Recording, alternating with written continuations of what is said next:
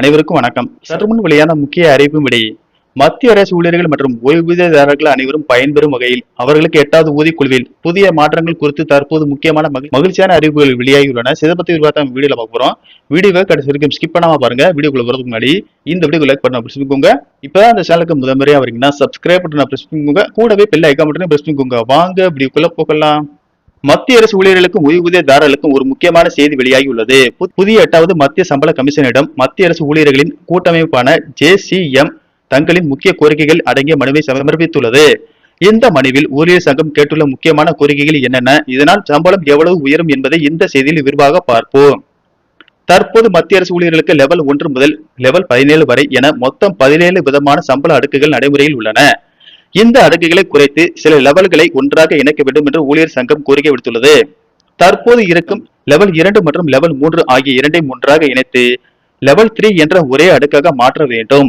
அதே போல லெவல் 4 மற்றும் லெவல் 5 ஆகியவற்றை இணைத்து லெவல் 5ஆக மாற்ற வேண்டும். லெவல் 7 மற்றும் லெவல் 8 ஆகியவற்றை இணைத்து லெவல் 8ஆக மாற்ற வேண்டும். லெவல் 9 மற்றும் 10 ஆகியவற்றை இணைத்து லெவல் 10ஆக மாற்ற வேண்டும். மேலும் ஒரு முறை மட்டும் சிறப்பு நடவடிக்கையாக லெவல் 5 உள்ளவர்களை லெவல் 6 உடன் இணைக்க வேண்டும் என்று கேட்டுள்ளனர்.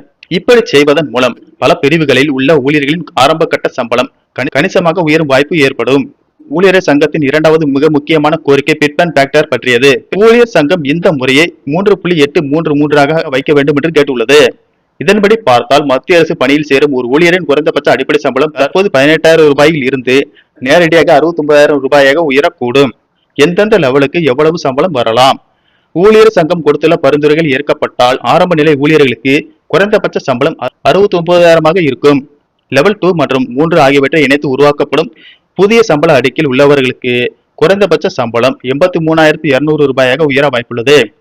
அடுத்ததாக லெவல் 4 மற்றும் லெவல் 5 ஆகிய அடுக்குகள் இணைக்கப்பட்ட பின் அந்த பிரிவில் உள்ள ஊழியர்களின் குறைந்தபட்ச சம்பளம் 1,12,000 ரூபாயாக மாறக்கூடும்.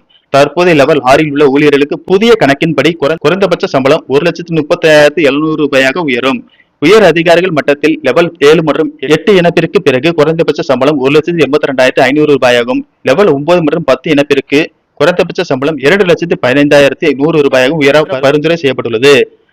இதர உயர் பதவிகளில் உள்ள லெவல் 11 முதல் லெவல் 17 வரை உள்ள அடுக்குகள் 3.833 என்ற அதே பெருக்கு விகிதத்தை பயன்படுத்தி மாற்றியமைக்கப்படும். நன்றி, வணக்கம்.